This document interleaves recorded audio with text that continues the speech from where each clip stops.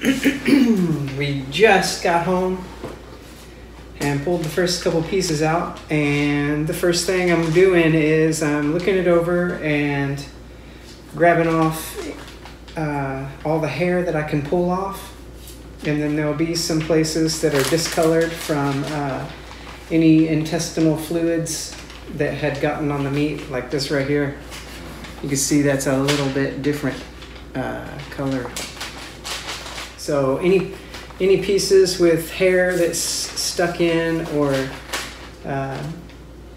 any pieces where the meat is discolored and you think that it may not be any good, you're just kind of trimming up and getting those pieces off. There's two different kinds of aging processes. One is a wet aging and one is dry aging. Now, people say that dry aging is much better, and it is. So if you can do that, hang it in a locker or whatever somehow to dry age it just above freezing temperature for a couple weeks, that is the best. But wet aging, you can still you're not going to keep it as dry, but you can keep it pretty darn dry if you do like we do and not get bags of ice and throw it all over, or bust open the bags. Even if you get bagged ice, at least if you leave it in the bags and put the meat on top to try to keep it dry where all the water goes to the bottom. And some people are surprised when you hear about, well, some people I've heard put their meat in an ice chest and even do things like dumping water. Some I've heard dump Sprite and stuff on top of wild meat, because I've heard salt as well. I've heard of people brining, and there's all kinds of vicious rumors out there that you don't want to listen to.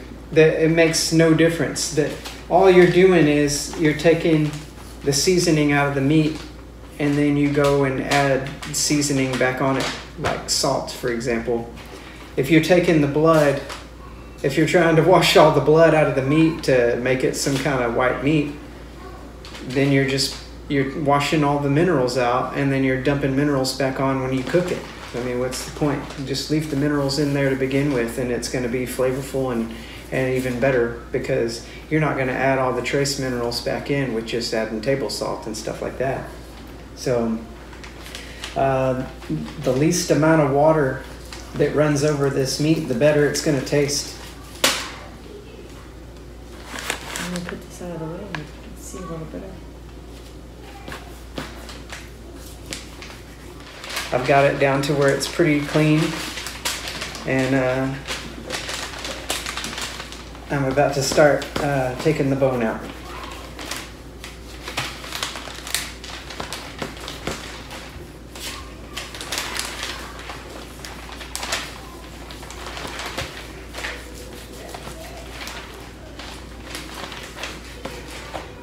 We got a discard bowl, and then the trimmings that we're going to grind in a different bowl.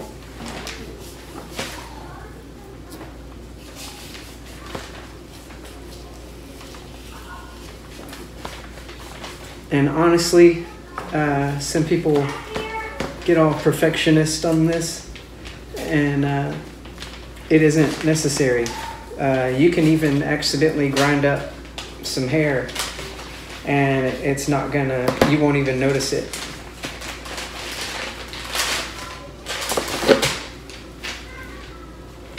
So I started on the good side, so I've cut a lot of mine off on the good side. Now I'm going to the bad side that you started with. Yeah. And I'm cutting off all the nasty stuff, all the right there. Discolored, or there's a few spots that looks like maybe a blood clot. I don't know. Mm-hmm. From yeah, blood clot is fine. Where I shot it, so I'm still cut it. But this part is kind of discolored, so I'm gonna trim it off and throw it out. See, I'm just kind of cutting slabs off And it doesn't have to be perfect. You can cut them into smaller pieces later on. And we put in an order for 20 pounds of beef fat on the way home. And it is supposed to be ready tomorrow evening. So that'll be good. Get back. We can go ahead and get at least one of the deer completely done. That way I'll have room for the one that I plan on killing on Tuesday. And we don't have to go buy another ice chest. But if you cut it into strips like this, I mean, this whole thing will just feed right down into the grinder as a long strip like that. Near the joints in the middle of the legs, there'll be really thick connective tissue, and you'll want to cut that off because that's the end of the tendons and stuff are real hard. And the bone will have a recess in it to where the muscle kind of lays down in a pocket on the lower half of the hindquarter. So you'll kind of have to work along the edge with the point of your knife. So make sure you get a knife that's sharp on the point. And then just kind of slide along the bone and peel it out as you go.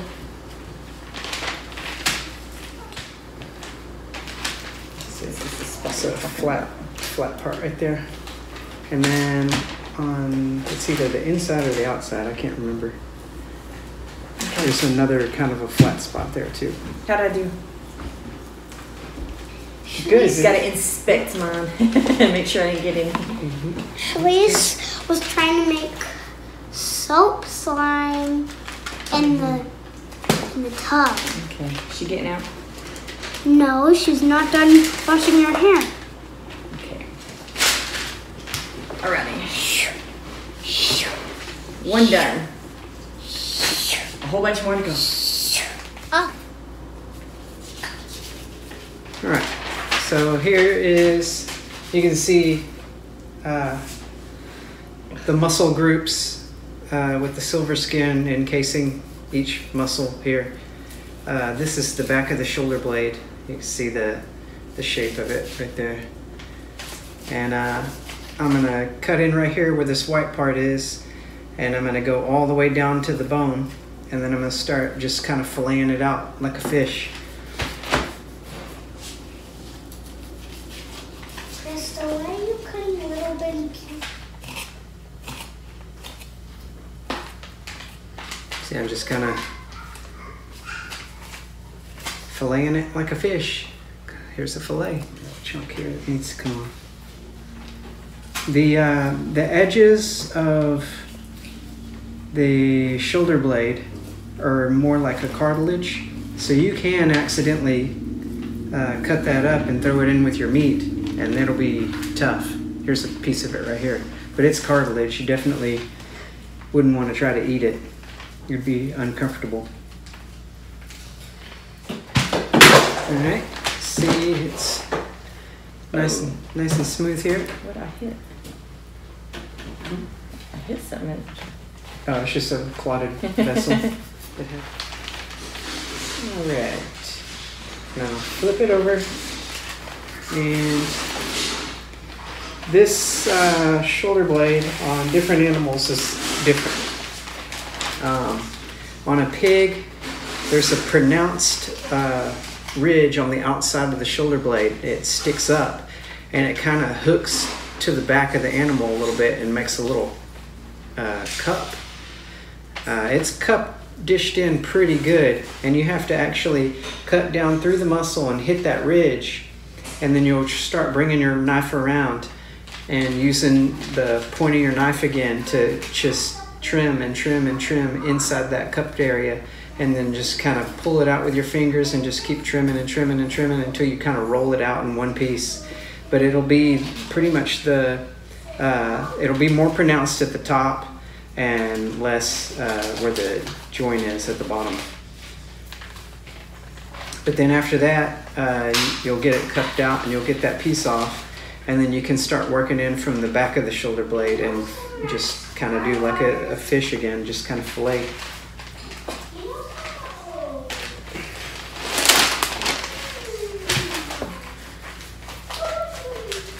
Okay, so on the front,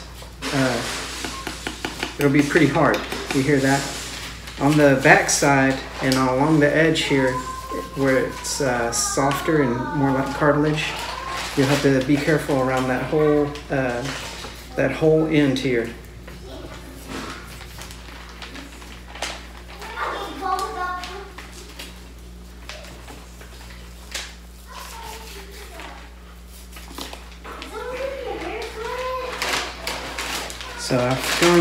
So I've got a little bit of a cut. So I've got down to the end, and I kind of go all the way almost to the end, and where I can see where the muscle tissue connects to the bone. The muscle connects to the bone right here, but it's not, the muscle doesn't go all the way to the very tip end. See that lighter part, the white part right there, see it's bendable. And that's that cartilage I'm talking about. So you just cut to where the edge of the muscle tissue is and start peeling it up.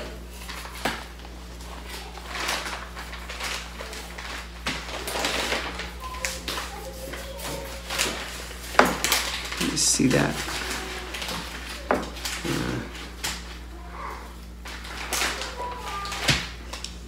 Not really.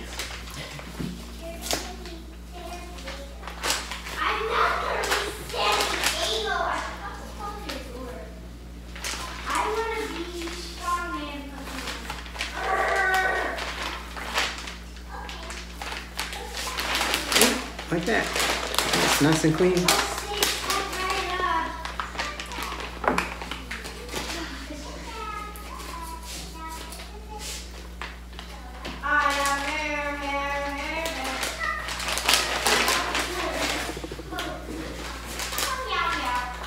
how it's cupped right there? It goes in pretty far. It's fitting my whole finger behind that little ridge there.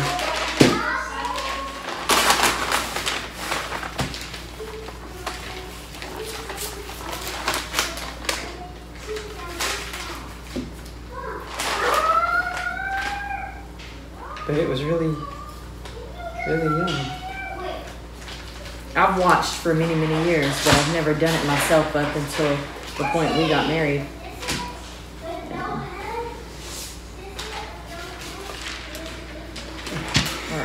So, see the back where the muscles and tendons connect right there? Cut down into it. And we just kind of follow the bone around. Good, or should we do another part?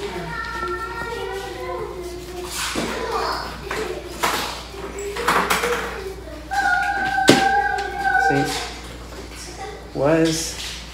Is set in right there, and you start curving with the bone. See? Bone.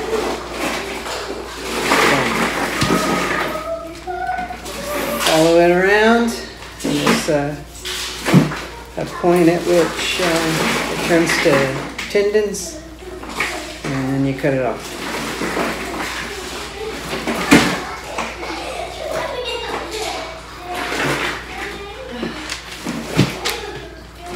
And then you see the shape of the bone. It's flat on the back, right there. And then so the back of the bone comes to a point here, so you can do the same thing and cut into this flat spot and get all the meat off that flat spot. So you're just kind of finding the flat spots on the bones, cut down to the bone, and then filleting it like a fish.